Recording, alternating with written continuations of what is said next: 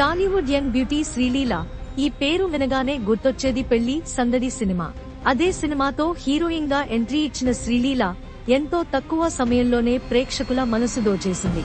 వరుస ఆఫర్లు, భారీ క్రేజ్, ఓ స్టార్ హీరోయిన్ స్థాయికి చుట్టూ తిరిగింది.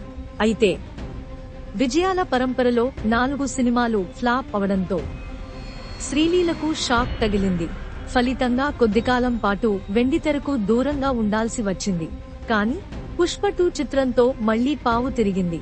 ఇప్పుడు పరాశక్తి, ఉస్తాద్ భగత్ సింగ్ వంటి సినిమాల్లో నటిస్తూ సెకండ్ ఇన్నింగ్స్ లో స్పీడు పెంచేసింది. ఇంతవరకు టాలీవుడ్ లో దూసుకుపోతున్న ఈ భామ ఇప్పుడు బాలీవుడ్ కు అడుగు పెట్టబోతోంది.